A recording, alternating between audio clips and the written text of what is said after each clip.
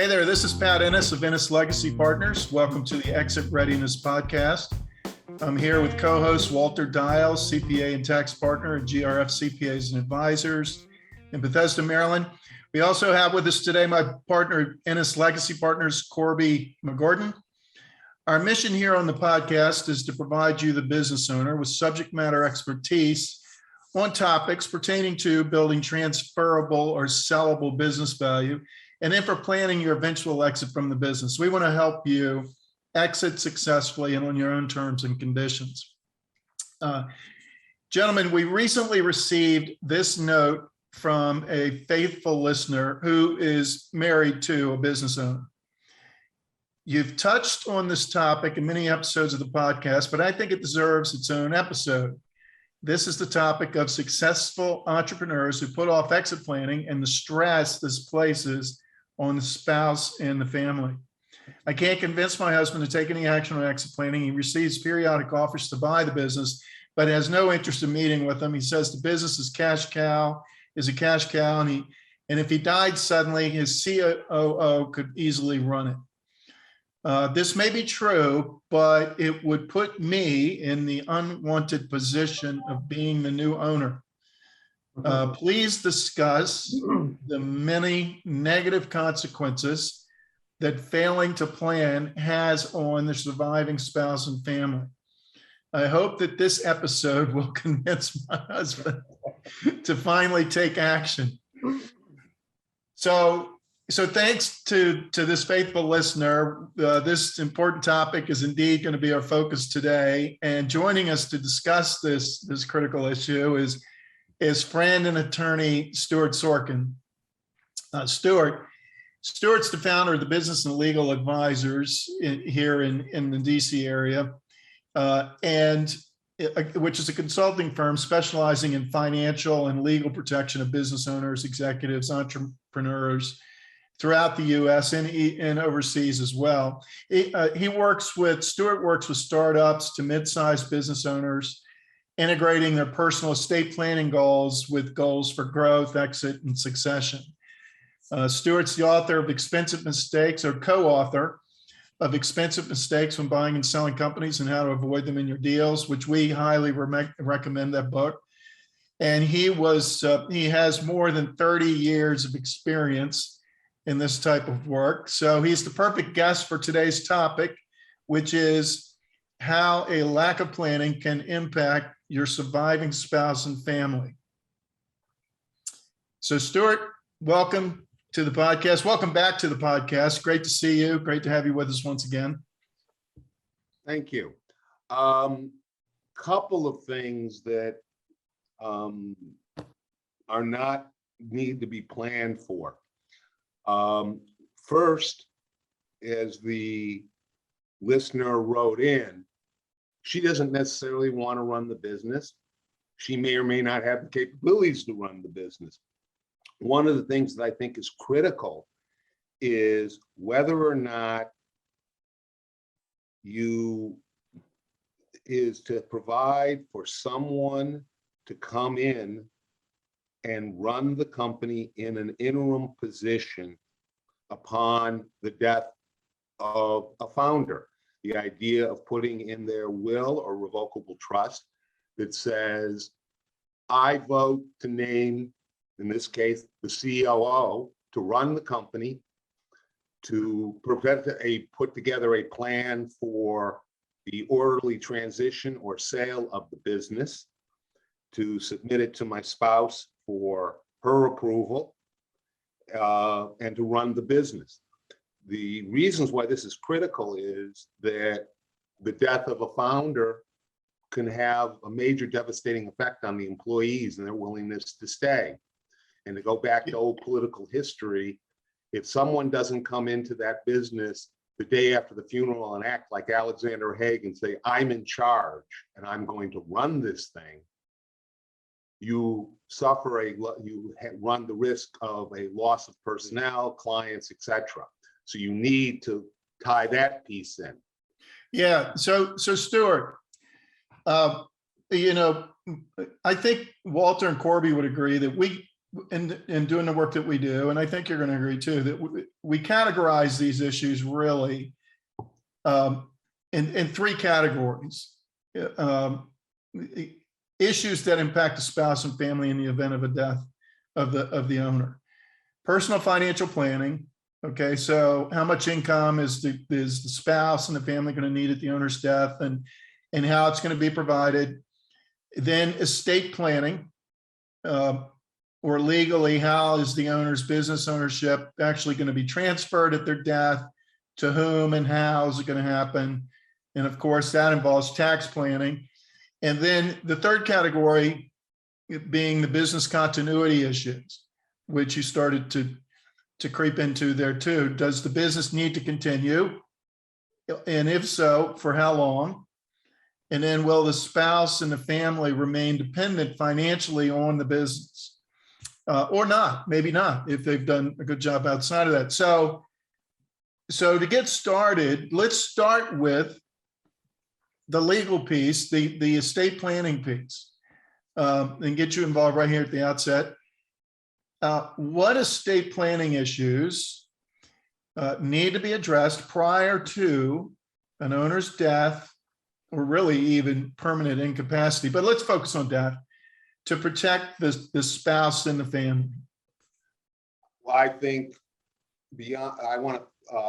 as I said, I think the concept of naming someone in your will or in your trust, saying, I am using my stock or my equity to name this person as the CEO, spelling out potentially any compensation or bonus that he might get for helping sell the company, spelling out the procedure in which he would take an offer to the company, take an offer to the family to decide if they wanted to stay as an absentee owner or if they wanted to sell the business. What is the transition plan?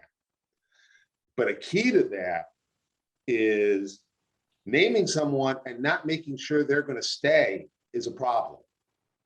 So one of the things that I encourage companies to do, if they don't have a management team that is already tied in with some kind of ownership, is the concept of a stay bonus that says that Mr. COO, who I'm going to name you to run the company, and if you agree that you will stay with the company for at least 12 months after a planned or unplanned exit from the firm, I will pay you a bonus of X% of the sales price, X% of your compensation. But the idea of paying them a bonus that incentivizes them not to leave when you need them. Yeah, absolutely. And we've seen that, or actually heard of cases where, the estate planning documents have been, have done everything that they were supposed to do. The owner did a really good job with someone like you to put together the estate plan. Yet some of these business continuity issues that we'll get into in a second, one of which you just mentioned, is keeping those key employees on the bus in order to continue the business during that transition period is critical. Let's go back to the legal issues for a second, though, and really on the legal issue, I also want to say that I just had a case recently where the owner of the business planned the transition in his estate planning documents without having the transition completed. Basically, in this situation, husband decided to leave the entire business to the kids for no compensation to the spouse. This is not what the kids wanted, nor was it really what the father wanted, but the father had assumed he was going to have sold the business and or had sufficient cash to take care of his spouse. So now we're in a position of getting all of the children to agree to disclaim their interest in the business So it'll go back up to mom. So mom can now be bought out of the business and have income for the rest of her life. Yeah, so in that situation, how long ago had that estate plan been put in place and how long ago had it been reviewed? It was put in place probably 10 years before. It was in the process. It was on target for it to be reviewed. And unfortunately, the founder got COVID before we could implement the plan. Mhm. Yeah, so the moral of that story is Moral of what? that It's to is not one, just to have an estate, not just to have an estate plan, but you got to review it regularly. yes, you have to review it regularly, especially in light of whatever changes may come out of Congress in this new tax bill. If they're, it's going to have to be reviewed in light of that. It also has to be reviewed in light of potentially what the business has become or what the business is at this time, because again, the transition and the support of the family could change based on where the business is.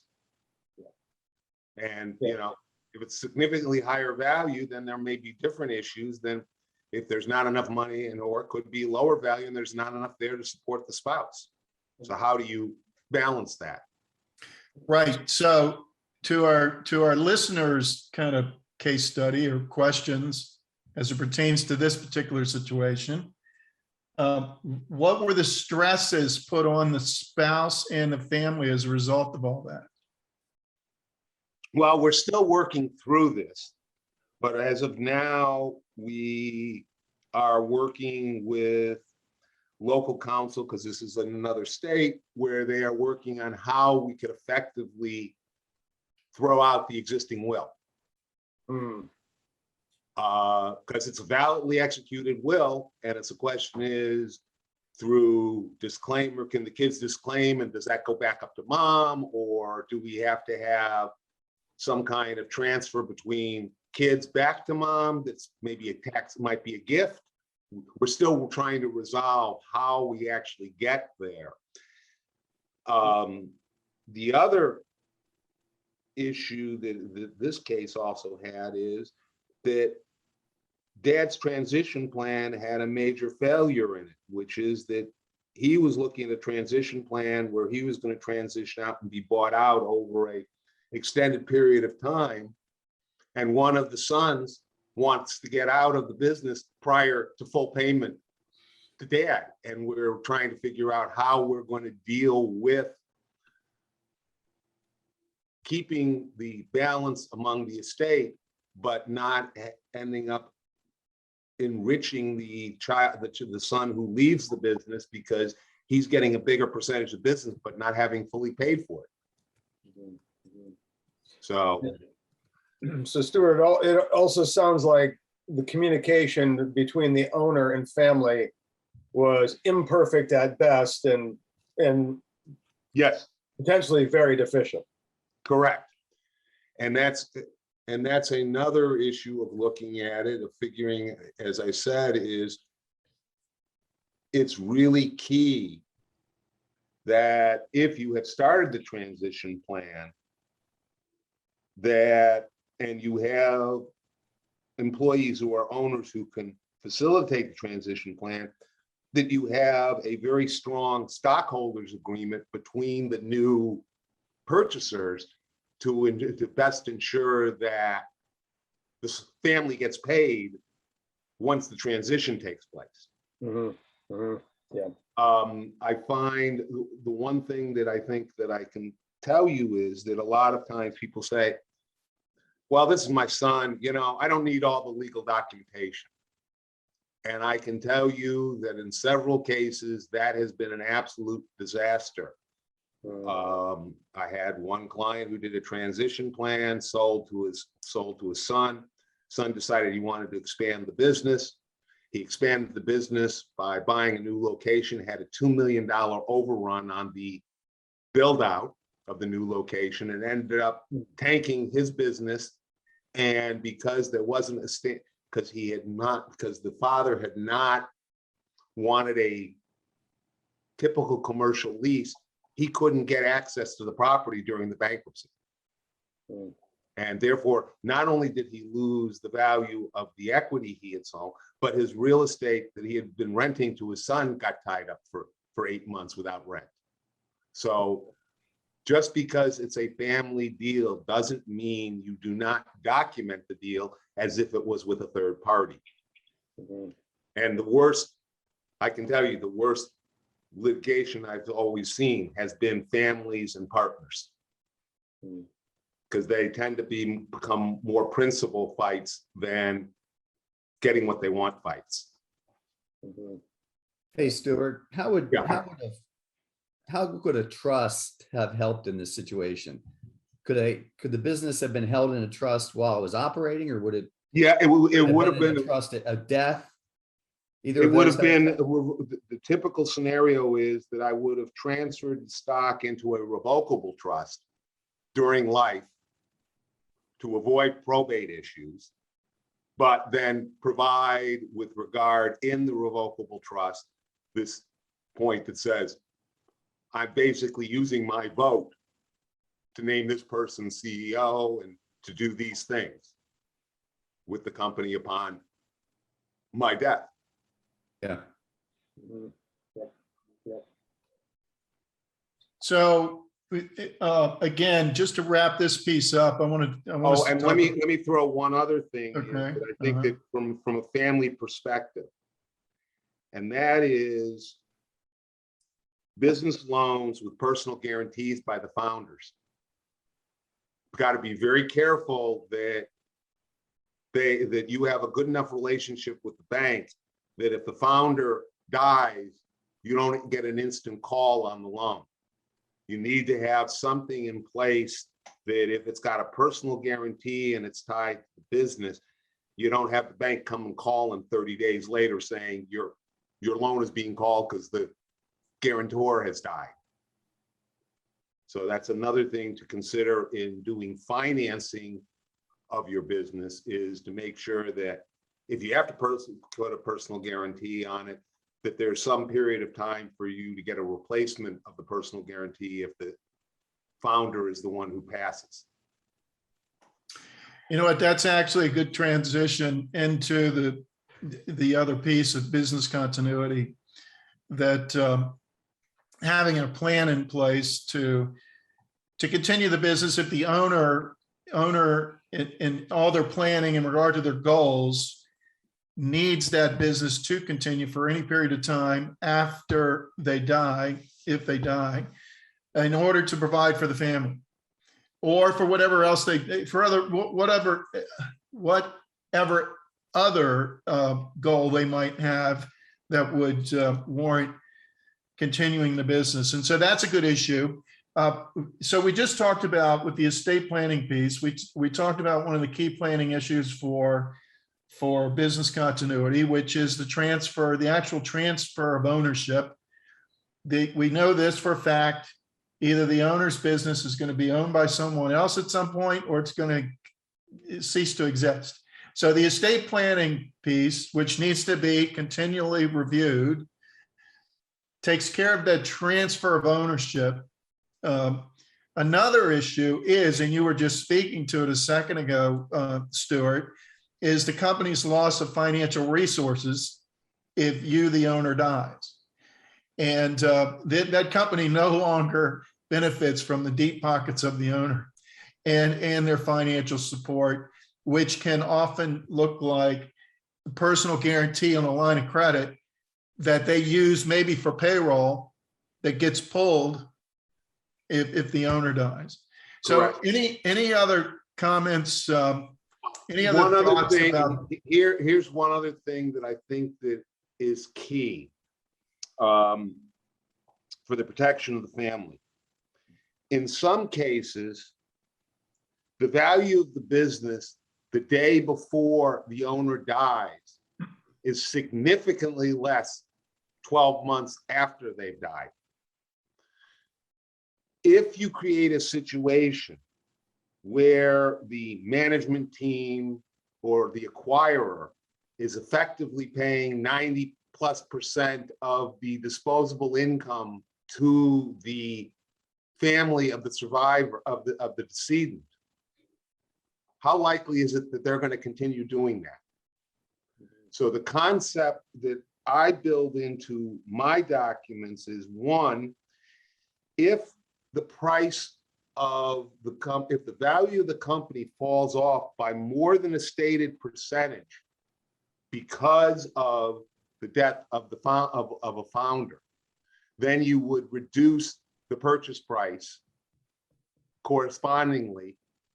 If you have life insurance, you don't have to refund it, but if it's anything above that, it's a cutback, because that way it's more likely that everyone's going to pay. The other point of that is, with the notes themselves, a company could have a cash flow crunch in the first year or two.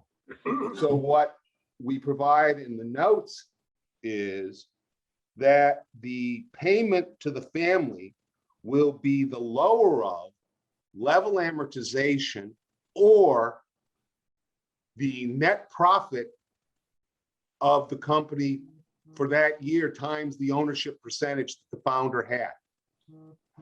This way, effectively, the pain is being shared by everyone. So the point is, but the note gets extended to cover the because there was a shortfall. So the family gets paid, but you're not put in the situation where the founder, where the remaining stockholders are again giving up all the cash currently to the family. So those are two issues that need to be addressed if you want the note to get paid. Yeah, well, that's one solution to that issue. Another solution would be to have adequate or more than adequate life insurance in place, and or if in the case of a permanent disability, a disability buyout policy. Correct. Right? Mhm, mhm. Yeah, okay. And so then, Walter, Corby, what do you think are some of the other business continuity planning issues, if you will? Well, as I'm listening to the conversation, we always talk about exit planning actually even being three legs of a stool, right? There's the health of the business, there's the personal readiness of the owner financially, and then there's kind of a life after exit goals, which in this case, the exit in our discussion is they die. But Stuart, love your comments on a well-run business that has solid financial controls, et cetera. Does that make your planning actually easier?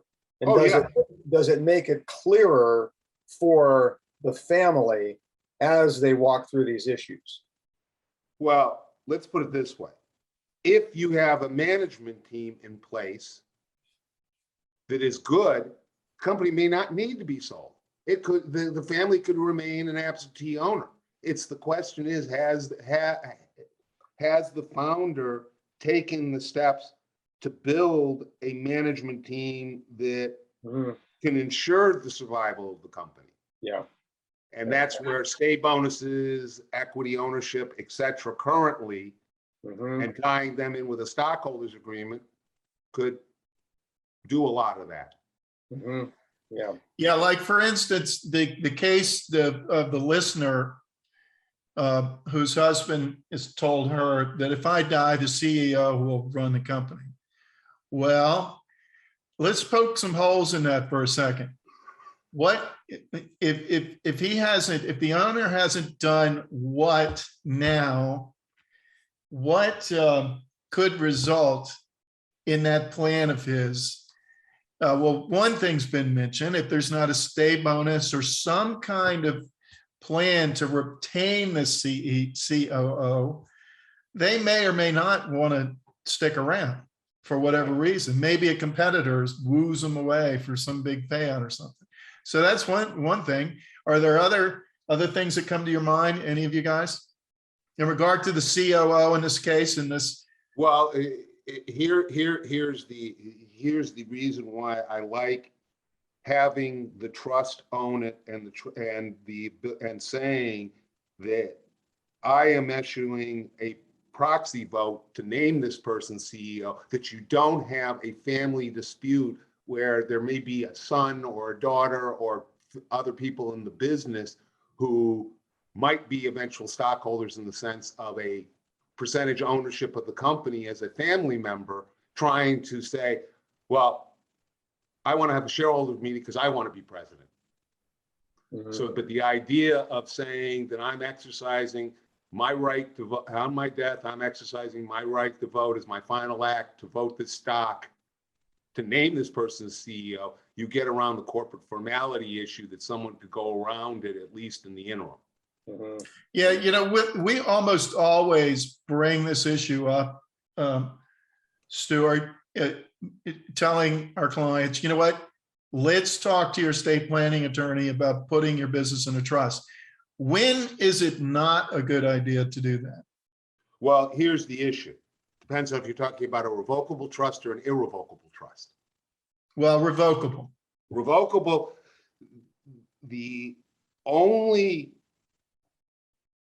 let's put it this way. I have not seen many situations where banks have any real problem with a revocable trust because it's a disregarded entity, because they can still get the personal guarantee. So I don't know that the revocable trust is the problem. Where it gets interesting is if you have started a transition plan and you've potentially transferred some of the equity to another, to an irrevocable trust for the benefit of kids, etc. Then you've got some potential issues with regard to being able to get banking financing, because they're going to have trouble making a loan with a guarantee by an irrevocable trust, because irrevocable trusts generally have spendthrift provisions in them that they don't like. So a state transferring to a revocable trust is generally, in my view, should almost always be done, because why would you want that stock to go into probate where potentially something's happening and you now have to get court approval to do the transaction? And that could slow. Yeah, so the trust, and here are the two key drivers we always mention to clients to consider with their estate planning attorney, is that you avoid the probate process, but then also it's just easier for the business to continue than if it has to go through probate and it's not in a trust. Would you agree with that? Yes. Mm-hmm. And Stuart, you mentioned a couple of times just the significance of having the management team in place to kind of ease some of the confusion and mess that can happen interpersonally. And you're a business advisor as well. When we talk about value drivers of a business, what other characteristics of a solid business actually help mitigate some of the potential turbulence? There's management team. What other factors? Diversified client base, diversified lack of concentration in your client base, good banking, historical banking relationship, historically good professional advisors who are not yes men. And that's also key in the management team. Is you need to pick people in your management team who will challenge the founder. Because if all you pick is yes men, they won't be able to run the company when something happens to the founder. And you will chase away anyone and if everything has to be run through the founder, you will chase away those competent professionals who could run the company, because they'll get frustrated because they have no decision. They have no ability to affect the decision. So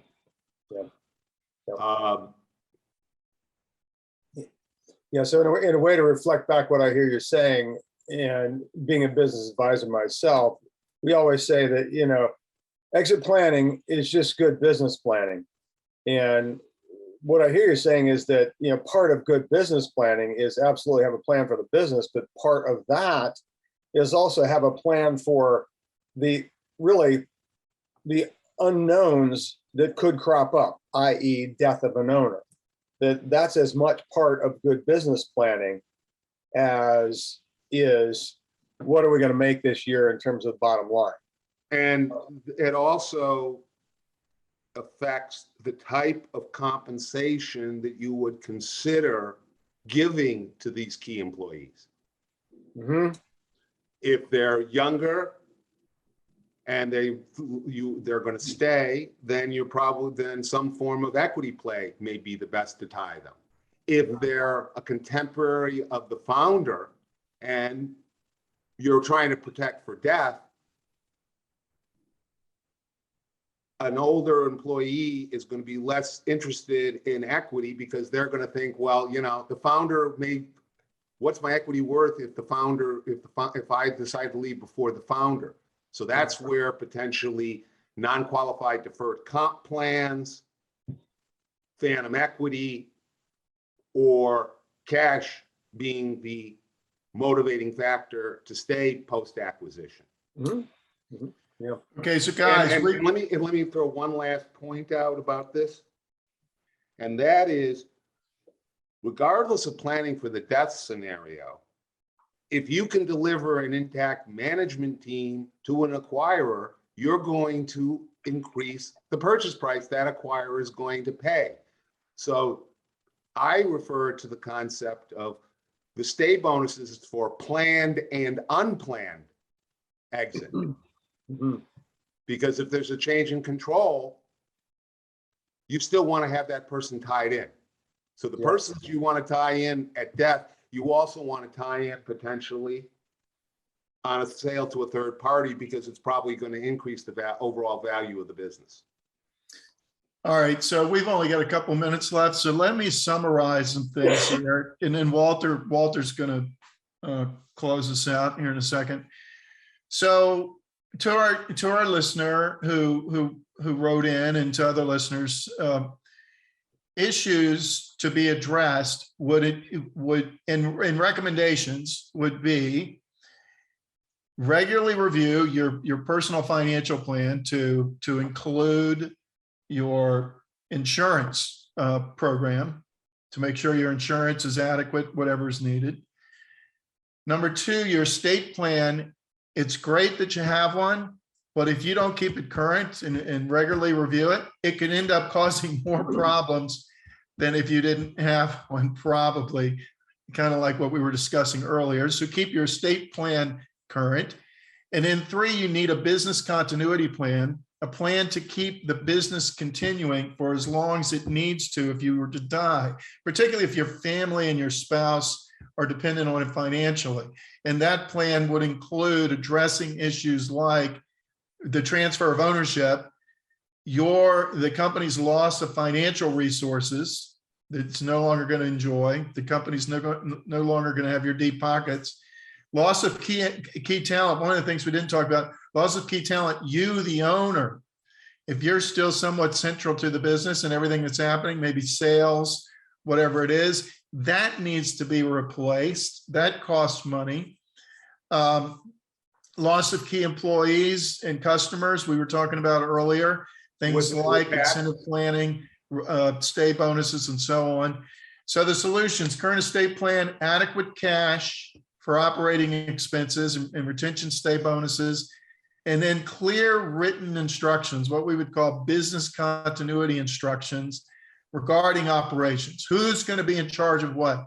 Key advisors to contact. Where do I find stuff? Bank relationships, key instructions as to how to operate the business. That's what we would say. And so that's in summary. And then if these things are not in place, you can only imagine, and we've seen it, and maybe listeners, you have too, the emotional toll and stress on a surviving spouse and family if these things aren't addressed. It's stressful enough to have the owner die, but then you layer in on all this stuff, it can get really, really difficult. So add an asterisk on that, Pat, just as owners, to make sure the key family members are on the same page in terms of what will happen, so that there are as few surprises as possible. Two points I'd like to add. One, if family is taking over, there still probably needs to be an interim outside person because the family's not going to be able to take over the day after the funeral. There's going to be a grieving process and so on. So you're still going to need that, but you also better damn well spell out if it's your daughter or your son who's the president, et cetera, and how they work with each other, how you view it. Lastly is you need to potentially any key employee that you are going to golden handcuff or have a stay bonus on, you probably want to have some key man life insurance on. Because what happens if you and that CEO are on the plane together? Mm-hmm. So I think that you need to look at life insurance potentially for the key man, for the key people that you are golden handcuffing, and spelling out family issues, the family control issues. Sure. Very good. Very Hey, good. Stuart, thanks for joining us as always. This has been fantastic. We really appreciate your time today. Two final things. Anything you'd like to promote, and how can our listeners get in contact with you? I would say listeners can send me an email, and I do complimentary consultations with clients. The only thing that I ask if I do a complimentary consultation is I have a 2-page questionnaire that I ask the client to fill out, so I have a basic understanding of the business. So I am not spending the time learning about the business during the call. I can actually provide some form of consultation during that period. And what's your email address? My email address is stuart@businessandlegaladvisors.com. All right. Thank you very much. Thank you. Hope And everyone found it listeners- valuable. Listeners, if you need some help in making your business a joyful experience, seeing Corby's smiling face down there kind of brought that one to mind. Or if you just need help, you've given up on that fantasy and you just want to get out of your business. Right. Either way, feel free to reach out to Pat at 301-859-0860. And you can reach me at 301-951-9090. We both offer initial no-fee obligation introductory conversations or meetings, and we would love to hear from you. You can also access resources at grfcpa.com, nslp.com, and exitreadiness.com. Exitreadiness.com has a, Pat, you can chime in here. I believe it's a free download of business continuity instructions, correct? Yep. Yeah. Mm-hmm. So we would encourage you to definitely do that. Yeah, and I'll say this too. If they use the code podcast, they can get a discount on the business continuity product. I think the discount's 15%, but don't hold me to that. Okay. It's discounted if you use that code. And if you respond in the next 24 hours, you'll get a 100% discount on any free resource. Generous as always. Yeah. Until next time on the Exit Readiness podcast, this is Pat Ennis, Walter Dial, and Corby McGordon signing off.